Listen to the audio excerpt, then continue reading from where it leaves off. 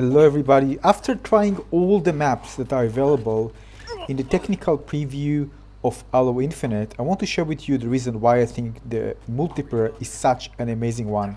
And keep in mind, I am a new Halo player. I mean, I played campaigns a few months ago, different Halo games, but this is my first Halo multiplayer game that I play ever.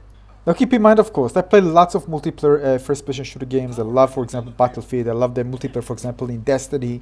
But when it comes to competitive shooters, some games I just get bored. Some games I just enjoy. Depends on how I feel when I play them. And when it comes to Halo Infinite, I just had a blast. Still having a blast and still playing it. Well, until the technical preview ends. All right, so let me share with you why I love it so much. So let's start with the first reason. So of course this is not the first game that have elevation, but the thing is that they designed very well because you can quickly get up the stairs and down, and you can surprise enemies from the top. For example, if you have the gravity hammer, you can just surprise enemies and jump on them if you like. And basically the map, everything moves fast, so it's a very fast-paced shooter, and it's very easy to get to certain locations, even in some of the larger maps. So basically, even the smallest map actually felt big. I don't know how to tell you. I think the reason is because you're gonna rotate around very, very fast and many times during the match to try to flank enemies. That it really feels like there's a continuum of the movement. You're not kind of really in a situation where you're just standing still and just move a bit and somebody waiting for more. You are afraid to just that somebody gonna camp in a certain area. So you're moving a lot, and this just makes the map feels bigger because you're always on the move. Now the thing is with the game, especially this map, which is relatively the bigger map that I played, you have plenty of flanking options. Basically you don't feel kind of safe even if you are in a safe place, even against bots. The bots actually flanked you, so you always need to watch your back, and you always know as a if you just see somebody you want to flank them, that you have this option to do so. And they're probably going to get in many situations that enemies won't know that you're actually there, and you can actually surprise them. So this is really good, especially for relatively small maps. There's lots of action. You can always, during movement, go into certain locations where you can find somebody who's not aware of you, or try to flank enemies that are in a better location. So in that aspect, the game is very good, and the map designed very well. Now when it comes to weapon balancing, I think it was actually balanced very well, although we can expect it to change, and even during when the game is released. And it's really felt that some weapons, for example this one, which shoot in burst, is one of the more accurate weapons in the games to shoot from a mid-range. And I really enjoyed playing with this. Because of this, I actually required, if I really want to control a certain point, to change weapon, to find those weapons that actually spawn the power weapons, and obtain them in order to get control over a certain location on the map, in a location where I am located. The good thing is that some of the weapons actually are located in the exact position where you can actually take advantage of them. Like this one and the weapon before for the mid-range, they are perfectly located in the area where you're gonna find players rushing to this location to try to get those weapons. So basically you can expect other players together, because this gives them some kind of advantage. Of course, depends on the point where they're actually located. Now this is unlike Call of Duty. Here it takes more time to kill an enemy because of the shield. And basically this is really smart tactics, because you have time to maybe hide, just go back and take cover and wait for the shield to regenerate. So if you're kind of very frustrated about games like Call of Duty when you can die instantly and you don't have this extra to protect you, here you have different utilities. You can even shield you can put on the ground. But the thing is that the shield that you carry on you that regenerates even if it breaks, allows you to kind of take your time. You see that you are exposed, go back and try to wait the shield to regenerate, and then go back into battle. So playing with the shield timing and decide when to attack, when to just retreat is really smart mechanic in the game that I really love in Halo. I mean I haven't played previous one, but in this one I really love that.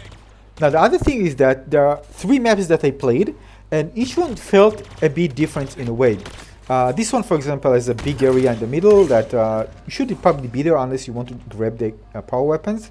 But it's kind of a really complicated map, because you really need to watch all directions. People can attack you, especially when you are trying to move to a different area. You can be exposed and somebody can flank you.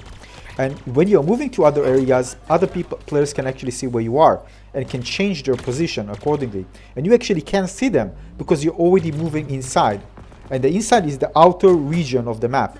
Alright, there's a kind of a pathways on the sides if you want to flank around.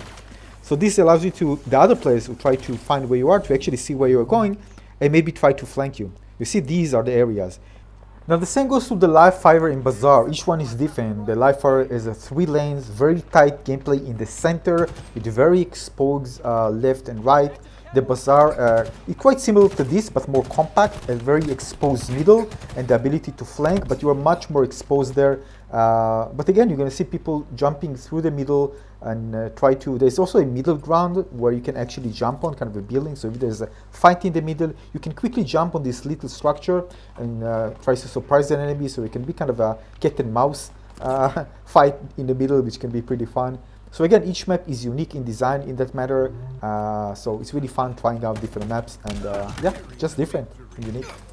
Now when I play multiplayer games, I really like feeling kind of, you know, tight controls. I want to feel really in control when I move with the mouse or with the gamepad. And you know, I don't want jerkiness in the, you know, and floatiness. And in that aspect, the game absolutely nails it. Shooting with this in this game just feel absolutely satisfying. And with all of the weapons, of course some of the weapons you're gonna like less or more, but it doesn't matter. All of them, the mechanic just behave as you expect them to behave. They're very predictable and just feel good. You have no floatiness in them. There's no kind of something that causes you to feel that you're not in control over the weapon, basically. So again, in that aspect, very, very well designed. Now, many people will tell you this, the design of the map is absolutely beautiful, just beautiful level design. I mean, it comes to visuals, that's what I mean. The shadows, how it actually feels just moving around the map. This is also important. So in that aspect, it just designed it so well. Even if you look at the textures and the lighting, it just feels so good. And people post many images on Reddit, looking at the fine details and really kind of enjoying what they see. So yeah, so in terms of visuals, impressive. Guys, even on lowest settings, it looks incredible. And that's a really, really great thing. So if you have a lower spec computer and you're kind of thinking, oh my god, it's just going to look good, it's going to look good.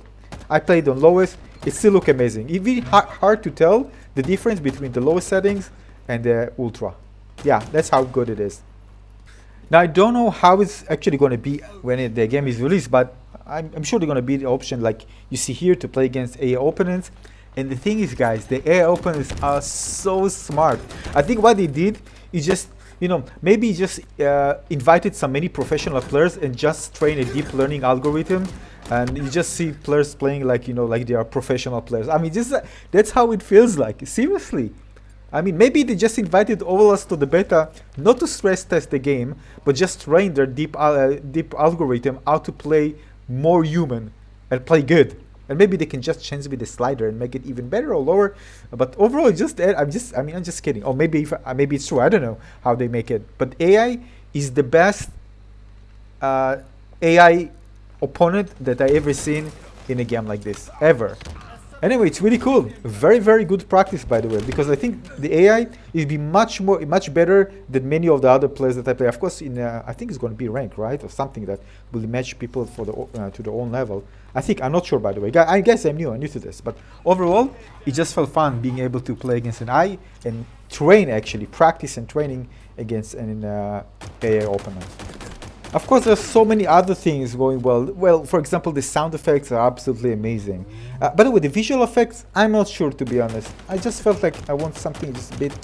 I wasn't so satisfied with the visual effects, and especially the red armor, by the way. I prefer other colors. I mean, there were some things that I kind of wish they were a bit different, but overall, the game just felt absolutely amazing to play. And UI, the achievements, you know, that you get during gameplay, like getting, for example, 5 kill streak and all this stuff, it's really satisfying to see at the end. So you can actually kind of assess if you did good or not. The opening, by the way, is amazing. When you start the game, you see your characters, you know, when you first... I actually just show it to you. Yeah, this one. Anyway, everything just felt just perfect. Really, it just felt so good. Now, you're going to compare it to other Halo games. I haven't played previous, Halo multiplayer game. I don't know how to compare them because I haven't played the previous one. But coming from other multiplayer FPS games, I'm telling you that they just nailed it so well. It just feels so satisfying playing this game. And I'm sure if you haven't played this game and you're waiting for it, I can tell you that it just felt absolutely amazing. And just don't trust my word. Many other players really satisfied with the gameplay experience in the multiplayer. So this is it. Tell me if you play this. Tell me what you like about this. What's special about the Halo Infinite multiplayer that you like compared to previous versions of the game in other Halo games. Let me know in the comment section below. So again, thanks for watching everyone. I see you very soon in the next video. Cheers. Bye bye.